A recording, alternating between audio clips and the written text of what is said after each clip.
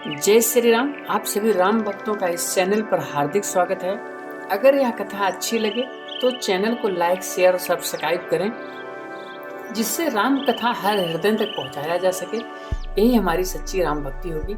आज के इस प्रसंग में हम लोग सुनेंगे भगवान शिव जी की बारात, जिसमें सभी देवी देवताओं को राजा हिमांचल के यहाँ किस प्रकार से स्वागत और अभिनंदन हुआ। मंगल भवन अमंगल हारी, द्रवहु दशरथ अजिर बिहारी। राम सिया राम सिया राम, जय जय राम। राम सिया राम सिया राम, जय जय राम। तब मैना हिमवंत वनंदे, पुनि पुनि पार्वती पद बंदे। नारी पुरुष शिशु जुवा शयाने, नगर लोग सब अति हर्षाने। जब नारद जी ने कहा कि हे मैना, ये पुत्री आपकी साक्षात जगत जननी जगदम्बा है, जो इससे पहले सती रूप में थी राजा दक्ष के यहाँ, वो अब आपके यहाँ आकर पार्वती रूप में जन्म ली हैं। ये जगत माता भगवान शिव की सदा से ही अर्धांगिनी रही हैं। लगे होनपुर मंगल गाना, सजे सबहि हाटक घटनाना। भांति अनेक भई जेवनारा, सूप शास्त्र जस कछु व्यवहारा। नगर में मंगल गीत गाए जाने लगे। सबने भांति भांति के स्वर्ण कलश सजाए। पाक शास्त्र में जैसी रीति है उसके अनुसार अनेक भांति की जौनार तैयार हो गई। सो जौनार की जाय बखानी, बसहि भवन जहि मातु भवानी। सादर बोले सकल बराती, विष्णु बिरंची देव सब जाति। जिस घर में स्वयं माता भवानी रहती हो, वहाँ का भोजन सामग्री का वर्णन कैसे किया जा सकता है। हिमांचल ने आदर पूर्वक सब बरातियों को, विष्णु ब्रह्मा और सब जाति के देवताओं को बुलवाया। विविध भांति बैठी जवनारा, लागे परुषन निपुण सुवारा। नारी वृंद सुर जेवत जानी, लगी देन गारी मृदुबानी। भोजन की बहुत सी पंक्तियां बैठी, चतुर रसोइये परोसने लगे। स्त्रियों की मंडलियां देवताओं को भोजन करते जानकर कोमल बाड़ी में गालियां देना शुरू किया। गारी मधुर स्वर देह सुंदरी, व्यंग बचन सुनावहीं। भोजन करहि सुर अति विलंबु, विनोद सुनि सचु पावहीं। जीवत जो बढ़्यो आनंदु, सो मुख कोटिहु न परे कहो। अचवाए दीन्हे पान गवने, बांस जहाँ जाके रहो। जब वहाँ की स्त्रियां जाने कि सब भोजन कर रहे हैं, तो उन्होंने मधुर स्वर में लोगों को गालियां और व्यंग वचन सुनाना शुरू किया। देवता लोग सुन सुनकर अत्यंत आनंद के साथ में भोजन कर रहे हैं, जिसका वर्णन नहीं किया जा सकता। और सब लोग भोजन करवाकर सभी लोगों को पान दिया गया, और सब लोग जहाँ जहाँ जिस जगह पे ठहरे थे वहाँ चले गए। बहुरी मुनि ने हिमवंतु कहूँ, लगन सुनाई आए। समय बिलो की विवाह कर, पठे देव बुलाए। फिर मुनियों ने लौटकर हिमवान को लग्न पत्रिका सुनाई और विवाह का समय देखकर देवताओं को बुलावा भेजा।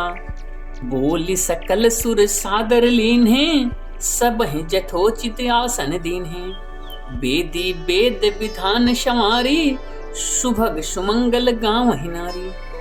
सब देवताओं को आदर सहित बुलवाया गया और सबको यथोस्थान दिया गया।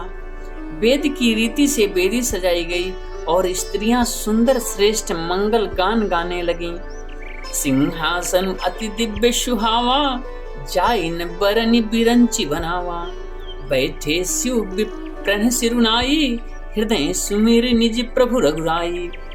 वेदिका पर एक अत्यंत सुंदर दिव्य सिंहासन था, जिसका वर्णन नहीं किया जा सकता, क्योंकि वह स्वयं ब्रह्मा जी का बनाया हुआ था।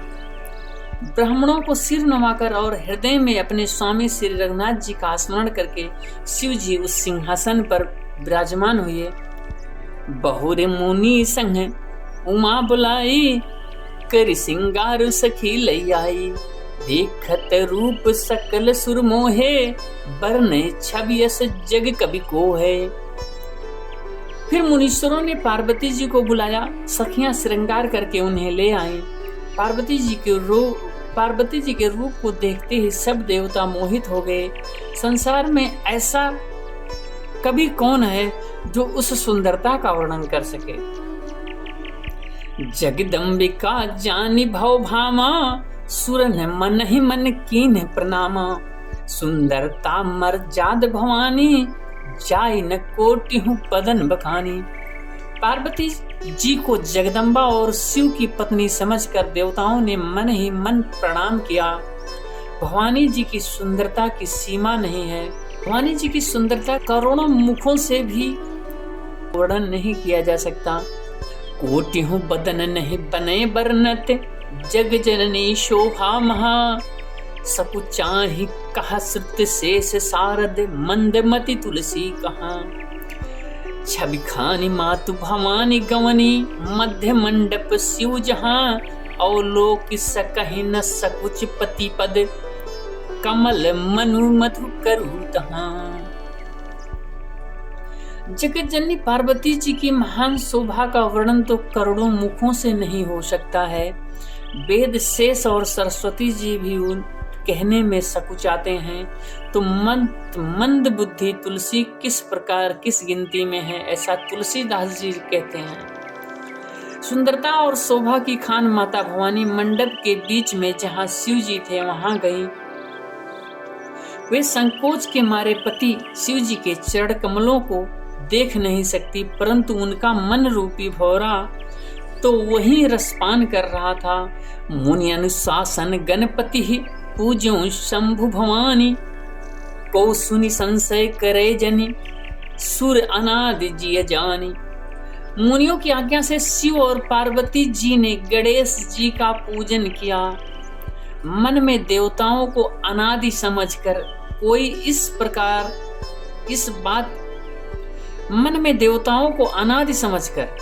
इस बात को सुनकर शंका ना करे। श्री गणेश जी तो शिव और पार्वती के संतान हैं, अभी विवाह से पूर्व ही कहां से आ गए, ऐसा सोचना गलत है। जैसी विवाह के विधि श्रुत गाई, महामुनि ने सो सब करवाई। गहगिरी से कुछ कन्या पानी, भवहि समर्पी जानी भवानी। वेदों में विवाह की जैसी रीति कही गई है, महामुनियों ने वह सभी रीति करवाई। पर्वतराज हिमांचल ने हाथ में कुश लेकर तथा कन्या का हाथ पकड़कर उन्हें भवानी जानकर शिव जी को समर्पण किया। पानि ग्रहण जब कीन्ह महेशा, ही हर से तब सकल सुरेशा। वेद मंत्र मुनि बरन उच्चरहि, जय जय जय शंकर सुर करहि। जब महेश्वर शिव जी ने पार्वती जी का पाणी ग्रहण किया तो इंद्रादि सब देवता हृदय में बड़े ही हर्षित हुए। श्रेष्ठ मुनिगण वेद मंत्रों का उच्चारण करने लगे और देवगण शिव जी की जय जयकार करने लगे। बाजहि बाजन विविध विधाना, सुमन वृष्टि नभ भय विधिनाना। हर गिरि जाकर भयो विवाहो, सकल भुवन भरि रहाउ चाहू। बाजहि बाजन विविध विधाना, सुमन वृष्टि नभ भय विधिनाना। हर गिरि जाकर भयो विवाहो, सकल भुवन भरि रहाउ चाहू। अनेक प्रकार से बाजे बजने लगे, आकाश से नाना प्रकार के फूलों की वर्षा हुई। शिव पार्वती का विवाह हो गया, सारे ब्रह्मांड में आनंद भर गया। दासी दास तुरगरथ नागा, धेनु बसन मणि वस्तु विभागा। अन्न कनक भाजन भरि जाना, दाई जे दीन न जाई बखाना। हिमांचल जी ने दासी दास घोड़े रथ हाथी गायें वस्त्र और मणि आदि अनेक प्रकार की चीजें अन्न तथा सोने के बर्तन गाड़ियों में लदवा कर दहेज में दिए, जिनका वर्णन नहीं हो सकता। दाई जे दियो बहु भांति पुनि, कर जोरी हिम भूधर के हो। का देव पूरन काम शंकर, चरण पंकज गहिर हो। शिव कृपा सागर ससुर कर, संतोष सब भांति कियो, पुनि गहे पद पथोज मैना, प्रेम परिपूर्ण हियो। बहुत प्रकार के दहेज देकर फिर हाथ जोड़कर हिमांचल ने कहा, हे शंकर, आप पूर्ण काम हैं, मैं आपको क्या दे सकता हूँ। वे शिव जी का चरण कमल पकड़ कर रह गए। तब कृपा के सागर शिव जी ने अपने ससुर का सभी प्रकार से समाधान किया। फिर प्रेम से परिपूर्ण हृदय मैना जी शिव जी के चरण कमल पकड़े और कहा, नाथ उमा मम प्राण सम, गृह किंकरी करे हूँ, क्षम हो सकल अपराध, अब होई प्रसन्न बरुदेहु। हे नाथ, यह उमा मुझे मेरे प्राणों के समान प्यारी है, आप इसे अपने घर की टहलनी बनाइएगा। टहलनी का मतलब आप अनुभव कर सकते हैं, अपने घर की सेविका या दासी बनाइएगा और इसके सब अपराधों को क्षमा करते रहिएगा। अब प्रसन्न होकर मुझे यही वर दीजिए। बहुविध शंभु सासु समुझाई, गवनी भवन चरण सिरुनाई, जननी उमा बोली तब लीन्ही, लय उचंग सुंदर सिख दीन्ही। शिव जी ने बहुत तरह से अपनी सास को समझाया। तब वे शिव जी के चरण में सिर नवाकर घर में गईं। फिर माता ने पार्वती को बुला लिया और गोद में बैठाकर यह सुंदर सीख दी, करे हूँ सदा शंकर पद पूजा, नारी धर्म पति देव न दूजा, बचन कहत भरे लोचन बारी, बहुरी लाय उर लीन कुमारी। हे पार्वती, तू सदा शिव जी के चरणों की पूजा करना, नारियों का यही धर्म है। उनके लिए पति ही देवता और कोई देवता नहीं है। इस प्रकार की बातें कहते कहते उनकी आंखों में आंसू भराए और उन्होंने कन्या को छाती से चिपटा लिया। कत विधि सृजी नारी जग माही, पराधीन सपने हो सुख नाही, भय अति प्रेम विकल महतारी, धीरज कीन है कुसमय विचारी। फिर बोली, विधाता ने जगत में स्त्रियों को क्यों पैदा किया, पराधीन को सपने में भी सुख नहीं मिलता। यो कहती हुई माता प्रेम से अत्यंत विकल हो गई। पुनि पुनि मिलती परति गही चरना, परम प्रेम कछु जाई न वरना, सब नारिन मिली भेटी भवानी, जाई जननी उर पुनि लपटानी।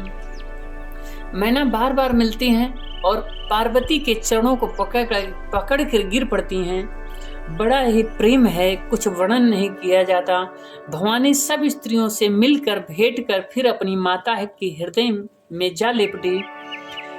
जननी बहुरी मिली चली उचित, आशीष सब काहू दई, फिर बिलोकत मातु तन, तब सखी ले शिव पही गई।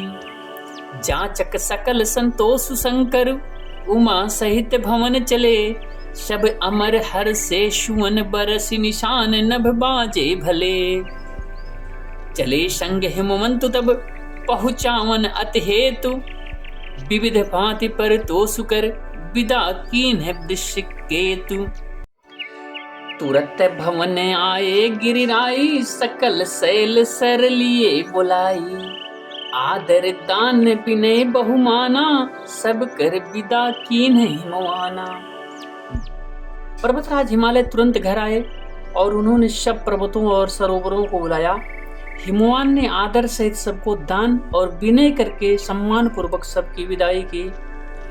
जब ही शंभु कैलाश ही आए, सुर सब निज निज लोक सिधाए, जगत मातु पितु शंभु भवानी, तेहि सिंगारुन कहूँ बखानी। जब शिव जी कैलाश पर्वत आए तब सब देवी देवता अपने अपने लोकों को चले गए। तुलसीदास जी कहते हैं, पार्वती जी और शिव जी जगत के माता पिता हैं, इसीलिए मैं उनके श्रृंगार का वर्णन नहीं कर सकता हूँ। करहि विविधि विधि भोग विलासा, गणन समेत बसहि कैलासा, हर गिरिजा विहार नित नयऊं, यह विधि विपुल काल चले गयूं। शिव पार्वती विविध प्रकार से भोग विलास करते हुए अपने गणों के सहित कैलाश पर रहने लगे। वे नित्य नए विहार करते थे। इस प्रकार बहुत समय बीत गया। तब जन्म्यो सड़ बदन कुमारा, तारक असुर समर जहि मारा। अगम निगम प्रसिद्ध पुराना, सन्मुख जन्म सकल जग जाना। तब 6 मुख वाले स्वामी कार्तिकेय जी का जन्म हुआ, जिन्होंने बड़े होने पर युद्ध में तारकासुर को मारा। वेद शास्त्र और पुराणों में स्वामी कार्तिकेय जी की जन्म कथा प्रसिद्ध है और सारा जगत उसे जानता है। जगुजान सन्मुख जन्म कर्म प्रताप पुरुषारथ महा। तह हेतु मैं वृषकेतु सुत कर चरित संक्षेप ही कहा। यह उमा शंभु विवाह जे नर नारी कहें जे गावहीं। कल्याण काज विवाह मंगल सर्वदा सुख पावहीं। सड़ानंद 6 मुखों वाले स्वामी कार्तिकेय जी की जन्म कर्म प्रताप और उनका महान पुरुषार्थ सारा जगत जानता है। इसीलिए मैंने वृषकेतु शिव जी के पुत्र का चरित्र संक्षेप में कहा है। शिव पार्वती के विवाह की इस कथा को जो स्त्री पुरुष कहेंगे और गाएंगे, वे कल्याण के कार्यों और विवाह आदि मंगलों में सदा सुख पाएंगे।